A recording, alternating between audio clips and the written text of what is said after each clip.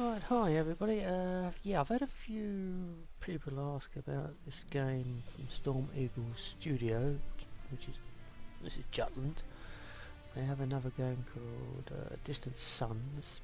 I haven't got that, but I have got this. But I've had a few people ask a number of questions, so I thought I'd just do a quick tutorial on a couple of things. Later on, I hope to do a tutorial on the editor, which is a pain in the arse to use.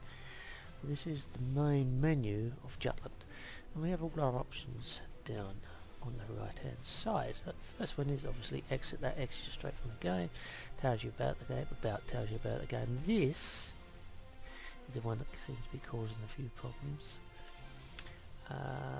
Begin a new battle, and then we've got multiplayer, which I've never played, so I can't really comment on that. It's load a game, begin a new campaign. This one here, sorry, computer generated battle. This is the one I actually use a lot because I think the campaign on this isn't that good. It's fun, but it feels as if it's been bolted on afterwards, and the map is absolutely appalling. I have shown it part of it, and I am doing a campaign, so which I intend to continue. Hopefully it will give us a few clashes and a few battles. Next option is the editor itself. We'll click on that. These are sounder. We'll click on the sounder. It's just music on and off, and the music, you can't turn the volume of the music up and down, so it's pointless having that. There are crap loads of options to choose from into how you want the game to look. Okay, so click that off. This is more options. You can move the sliders to and fro and set up the game up just right how you want it, and how your machine can cope, and that is very important, how your machine can cope. I think most of this is actually on default settings. I think I've moved a few about a bit, but not that many. What else? It's the same thing, but this is just other settings. You can actually save all your settings and load settings in, so keep fiddling around your heart's content. This is simulation settings, and you can change how accurate and how much damage and everything else your ships take and dish out. But these two options up here are probably the most important options in the whole of the game. If you want a historical, sort of accurate game, you must leave both of these on, or have them on. You can turn the critical hit system off, which mainly affects how many ships may completely blow up in the game. That affects the British more than it does the Germans, so beware. This game is tailored for the British to win, but then again they have overwhelming superiority in ships, so the game's not actually tailored. It's just historically the British had such a huge advantage over the Germans, and they have chosen 1916 where the advantage wasn't quite as bad. The second option here is advanced critical hits. That's, if you turn that off, then the British won't suffer half as much damage, where their battle cruisers kept blowing up. If you know anything about history, you know that quite a few of their battleships at Jutland actually blew up. The magazine was hit and just blew the ship apart. So right, let's click OK on that. Begin a new battle. Right, we'll start off with this. And what this will show you, once everything's loaded in, is what battles you can actually choose. There's quite a few down here. The yellow here indicates you have to have the Pro Edition, which I've got.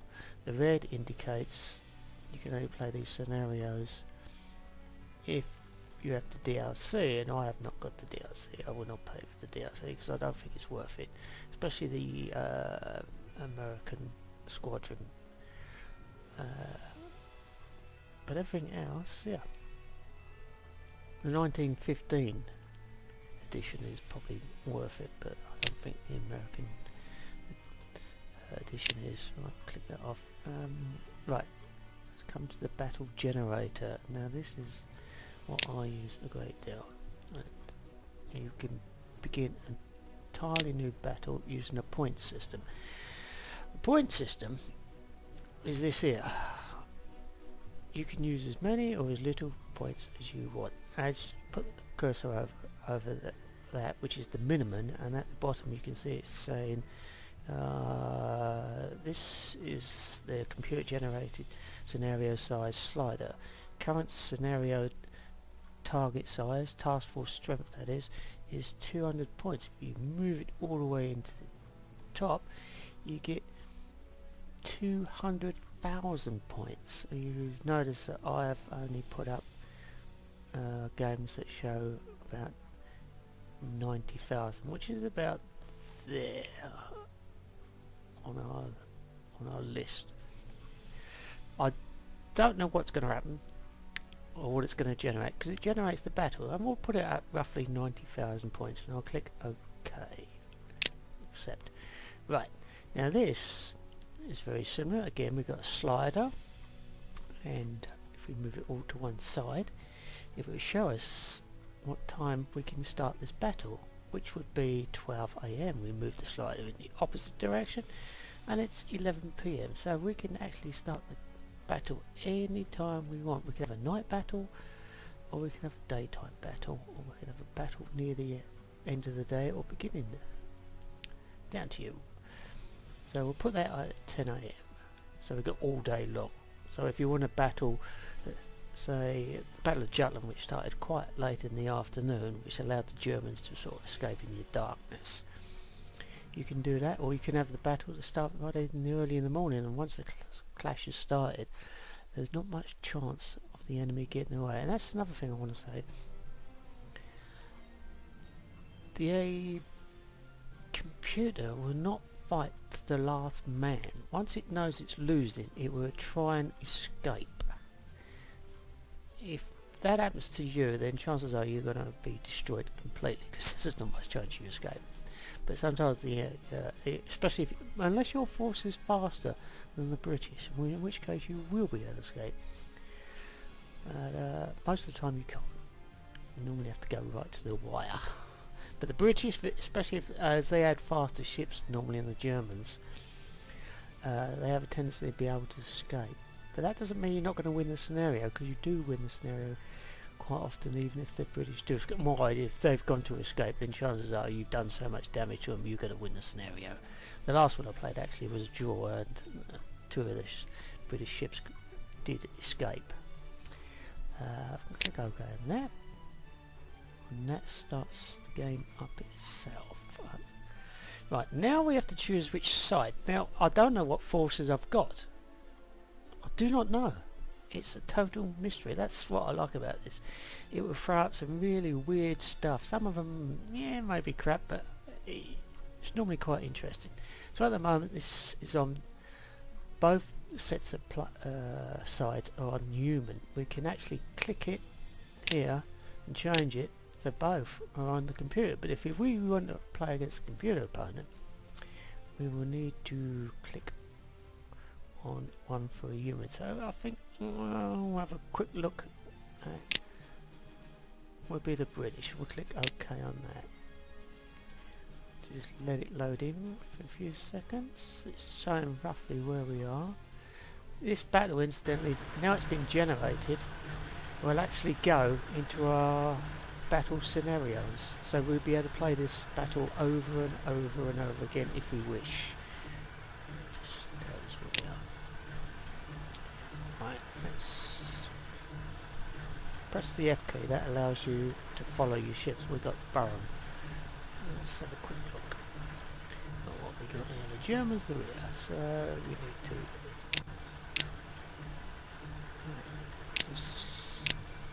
have I not clicked on that? Yes, I have clicked on. Why is it not working today? Is it me? Oh no, it's sorry. That was the Germans. Right, need to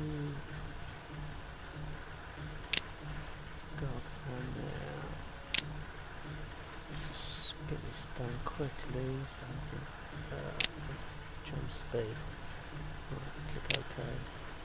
We should be fine now. Should be fine for a little while anyway. Right, okay, close that. Right. Right.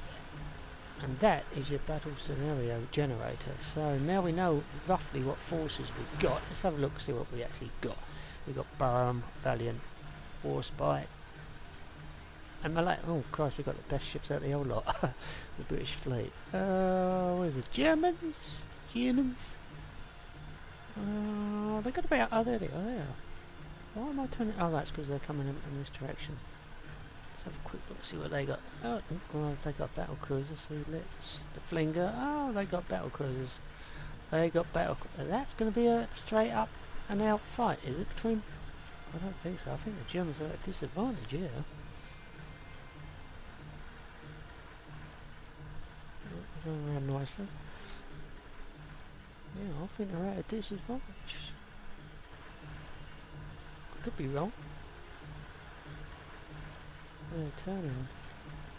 Port. No, starboard. No, port. Never got it wrong. Because I'm looking at it the wrong way. Really? Really? Oh, of course they are. Right, you can have... Oh, I'm not going to give you a tutorial on how to play the game. Right, if you look on here, the campaign map, because it's got a campaign up, this will actually show us where we are. How did we get over here? What a silly place. You can't actually dictate where the battle's going to take place. In the editor, you can decide where the battle's going to take place. What happens is, if we have to disengage, or the Germans have to disengage, where are they going to go? We could disengage quite easily and go east. But where's the Germans going to go? It's silly that. There's some weird things about it. I do feel that this game needs more development. I'm going to be a bit critical here and say this game is only available on their Storm Eagle's site, which is they're using Storm powered software, which is like I think I've indicated elsewhere. It's a bit like Steam, but it's not updated like Steam is, and it probably hasn't got half as many customers. Because what it is they got Jutland and Distant Suns as their flagship games, and they're trying to sell other games on there as well. But I don't think it's worked, and I think it's all gone, well, not to be funny, tits up. And I believe they should shut Storm Powered down. They should do what a lot of other strategy developers have done and just let Matrix Games handle their selling. And that way they can concentrate on other things. And when was the last time Storm Powered was updated? When was the last time my game was updated? A long time ago. The last time anything happened on Storm Powered was just for Christmas of this year, 2013, last year should I say. Well, they just wished everybody happy Christmas, and that was it. And if nothing else gets updated in it, and their so-called coming soon trailers and demos, that's been on there since the word go, and that's what, a year and a half, 18 months ago, maybe even as many as 2 years ago. So their software is not being updated. But that doesn't mean this game isn't a good game. It is a good game, but it is starting to show its teeth now. It's starting to get old. It does need more development. Definitely, especially where the campaign is concerned. Why they decided to do DLC for American Fleet, where you can't really use it, it just adds to the British.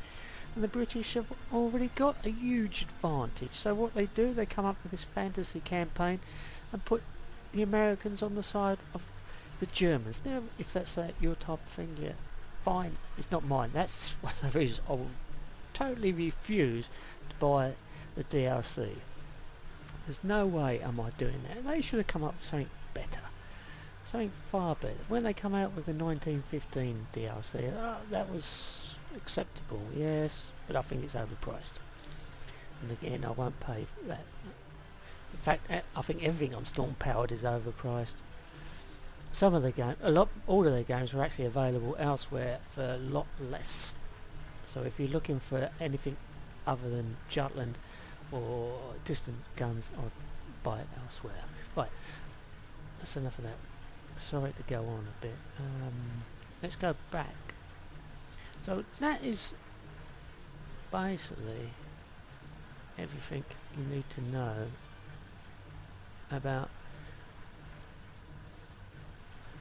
generating battles, computer generated battles rather. We're still a long way off, aren't we? Yeah, they're trying to get to the intersection point before we do. They're faster than us, so they probably will get there quicker. There's one option in this. I can actually speed up the time, I guess. I can't remember what speeding up. Oh, that's it. Speed it up. Just to get into a bit of action, because I don't want to end the battle without a little bit of action. But we're not actually going to play the game. All I'm really doing is just showing you how the computer-generated option works and what you actually get. We've just happened to be very lucky and or unlucky, depends how you look at it really. I've got the 4 best ships the British built during World War One. Right, yeah. We're not in action yet? Oh yeah, it's going to be a slog match. Stop. A lot of action going on. Did we not open fire? We have not opened fire, have we? We need to open fire. Target 3. Open fire, guys, otherwise we're going to get blown to pieces. The computer always targets your leader. Remember that when you're playing the game. It always targets your leader. So once it starts taking damage and it starts slowing down, it will slow the whole of your squadron down. Detach it. Detach that ship. You've actually started firing it. You're probably firing at sealers. Takes a while for the shells to get there. Didn't get to them. They just fired again. We're not going to get to see it. I think I just heard the shell splashes. Oh, there was our shell splashes there, miles over the top. Typical British shooting. Crap. At the start of a battle. But again, you can actually alter that option in the options screen where the Germans don't have an advantage at the beginning of a battle because their fire director system was superior to the British. Is that loud? It's loud. It's loud in my ear holes. I hope that's not...